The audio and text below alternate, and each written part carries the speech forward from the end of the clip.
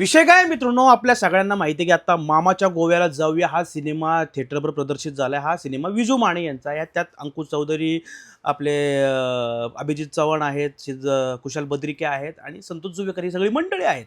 आणि सगळीकडे ते प्रमोशन करत फिरत आहे बाबा आपला चित्रपट लोकांपर्यंत पोहोचवावा, जास्तीत जास्त लोक हा सिनेमा बघायला जावं म्हणून त्यांचे प्रमोशन वगैरे सगळीकडे चालू आहे. परंतु काय आहे, आत्ताच लेटेस्ट एका प्रमोशनच्या दरम्यान ते कुठेतरी पॉडकास्टला गेले होते. त्यामध्ये म्हटले की स्पायडरमॅनच्या सिनेमाला शो मिळतात, त्याला स्क्रीनिंग मिळतात, 1,500 आणि 2,000 रुपये लोक खर्च करतात, पण आपले सिनेमा बघायला लोक जात नाही. 150, 200, 300 रुपयेवाले सिनेमा बघायला जात नाही. असं का? तर ह्यात काय चुकीचं आहे? यात कुशाल बद्रिके असो किंवा अन्य कोणी दिग्दर्शक असो, कलाकार असो, तर चुकीचं काय त्यात बोललेत ते?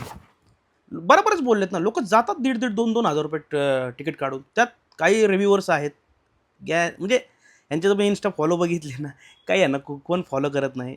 150, 200 असे फॉलोअर्स आहेत त्यांचे. अशी लोकं त्यांना शिकवायला लागल्यात की तुम्ही सिनेमा चांगले बनवा, हे करा, ते करा. काही प्रेक्षक आहेत ते कॉमेंट्स करायला लागल्यात, तुम्ही चांगले सिनेमा बनवा. ठीक आहे, चांगले सिनेमे बनवतील ते. तुम्ही बघितलेत का आत्ता कुठले सिनेमे वाईट आहेत? सांगा आत्ता आलेला सिनेमा हा वाईट आहे, तो वाईट आहे. तुम्ही थिएटरला जाऊन बघा ना. मग ठरवा सिनेमा चांगला आहे, वाईट आहे. आधीच कॉमेंट बॉक्समध्ये लिहिता सिनेमा वाईट आहे. हा फक्त स्वप्नील जोशीला तुम्ही हिरो करता. कुठला स्वप्नील जोशीचा पिक्चर एवढ्यात आला आणि तुम्ही पाहिला? स्वप्नील जोशीचा शेवटचा सिनेमा कोणता आहे तुम्हाला माहिती आहे? मी तर ह्या वर्ष 2 वर्ष स्वप्नील जोशीचा सिनेमाच बघितला नाही. बोला. मला तो नवरा माझा नवसाच्या नंतर तो दिसलाच नाही, पार्ट 2 वाला. तरी म्हणतात स्वप्नील जोशीलाच हिरो घेतात. अरे खंडीभर हिरो आहेत, ढीगभर हिरो आहेत, त्यांचे सिनेमे येतात, त्यांचे बघा ना. तुम्हाला स्वप्नील जोशी आवडत नाही, प्रत्येक वेळेस स्वप्नील जोशी तुम्हाला हिरो घेता, स्वप्नील जोशीच असतो.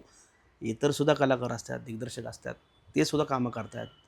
नागराज मंजुळे यांचा सिनेमा येतोय, तरडे यांचा सिनेमा आला, ओम भूतकर आहेत, अजून बरेच कलाकार आहेत, ते सुद्धा आहेत.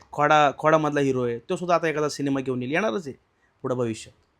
चालू आहे, सगळे त्यांची कामं चालू आहेत. पण आपलेच लोक आपल्या लोकांना असे पाय खेचतात ना, कारण नसताना पाय खेचतात. दिग्दर्शक तुम्ही हे करू नका, सिनेमा चांगला नका करू, आपलं तुम्हाला जायचं नसेल तर जाऊ नका, पण वाईट बोलू नका सिनेमाबद्दल एखाद्या.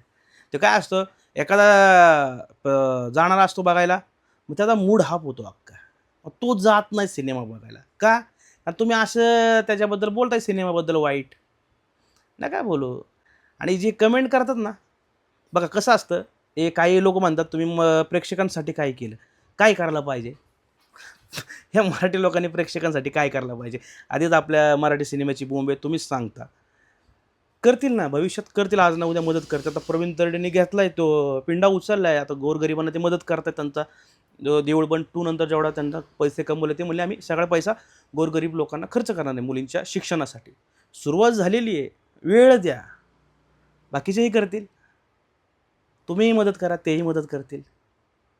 बाकी काही नाही मित्रांनो. आपला सिनेमा आहे, आपण सपोर्ट केला पाहिजे. आपण आपले साऊथचे सिनेमे आले तर आपण डोक्यावर त्या सिनेमाला घेतो. ₹1 आपल्याकडे येत नाही.